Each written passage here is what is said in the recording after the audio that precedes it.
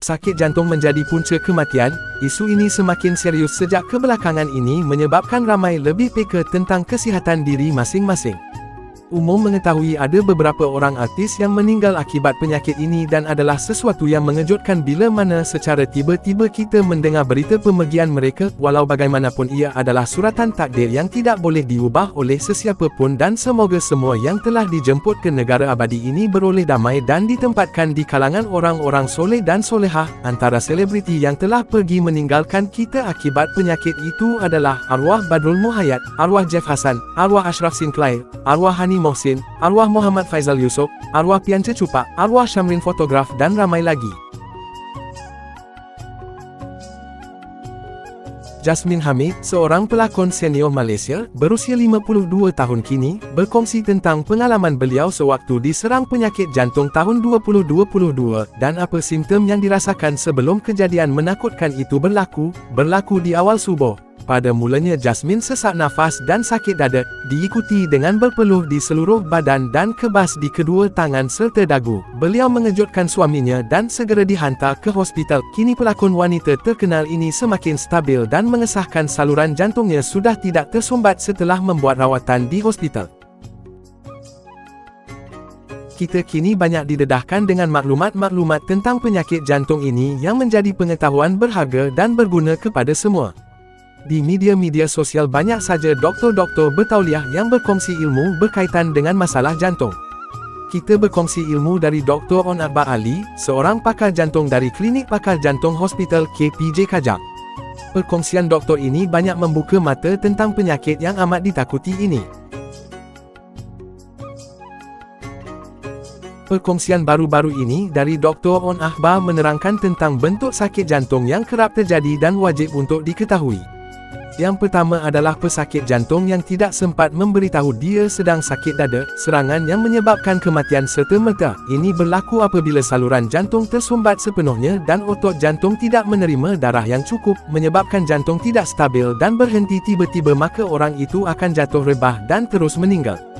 Bentuk wajah penyakit jantung kedua adalah serangan jantung apabila saluran darah dalam jantung tersumbat dan pengaliran darah ke otot jantung tidak cukup. Orang itu akan rasa sakit dada, tidak selesa di kawasan dada, kadang-kadang merebak ke tengkuk dan bahu terutama bahu sebelah kanan, rasa berpeluh dan semput nafas. Bentuk penyakit jantung kedua ini tiada tanda-tanda amaran langsung, malahan mungkin hari sebelumnya orang itu berupaya berlari dengan sihat tetapi serangan jantung berlaku pada ketika itu.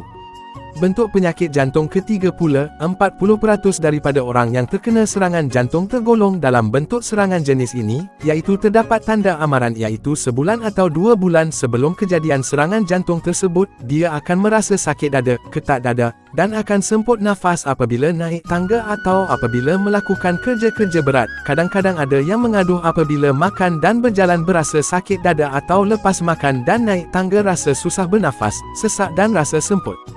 Ini adalah simptom-simptom awal saluran jantung tersumbat sebelum orang itu kena serangan jantung. Bentuk penyakit jantung keempat pula ada serangan secara senyap, di mana orang itu terkena serangan jantung tetapi tidak berasa sakit langsung.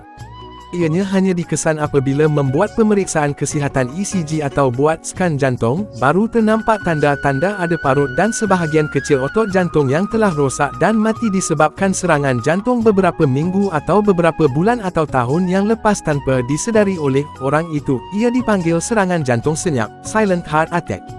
Silent heart attack ini sangat biasa ditemui pada wanita, pesakit kencing manis, bertubuh badan besar, bertubuh badan terlalu kecil atau umur yang sudah lanjut. Bentuk penyakit jantung kelima pula adalah lemah jantung. Orang yang terkena serangan jantung ini, kedua-dua kakinya bengkak, tidak dapat tidur malam, perlu duduk atas kerusi dan banyak batuk kalau berbaring. Bila buat skan jantung, akan kelihatan jantung itu lemah disebabkan pernah kena beberapa serangan jantung sebelum ini. Jadi simptom lemah jantung adalah salah satu bentuk penyakit jantung.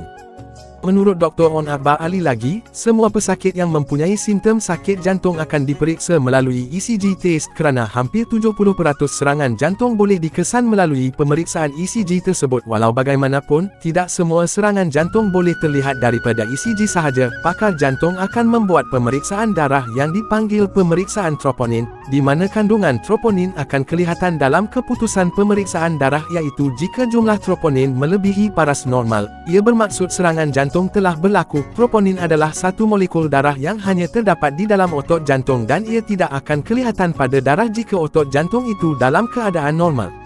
Jika keputusan darah menunjukkan kehadiran troponin yang melebihi sepatutnya, ia menandakan serangan jantung telah berlaku di mana otot jantung telah mengalami kerosakan atau telah mati kerana otot jantung tidak menerima darah yang cukup.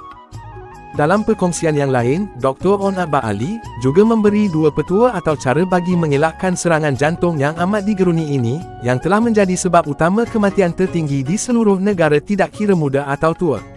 Ada dua faktor utama bagi mengurangkan risiko penyumbatan saluran jantung, serangan jantung dan penyakit strok.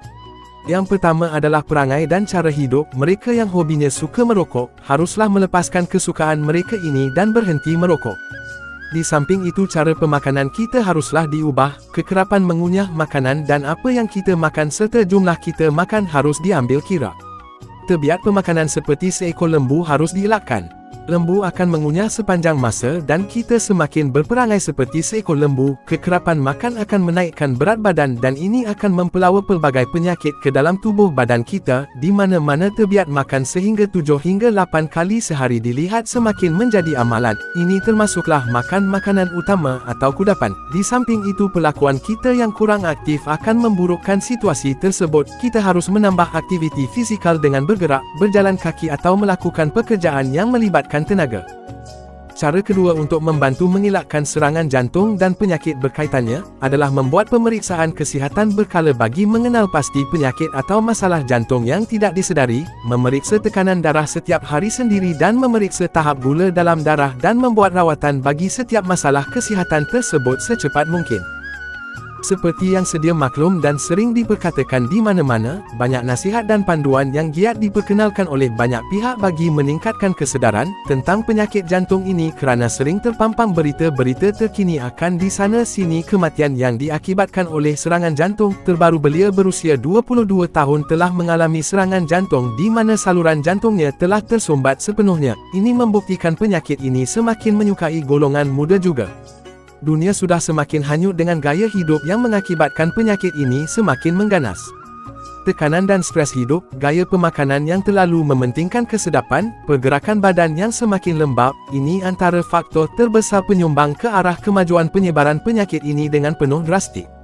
Walaupun begitu, semakin ramai juga yang berjuang ke arah kesihatan yang baik dan diharap semakin ramai yang sedar dan mengamalkan cara hidup sihat sebelum terlambat.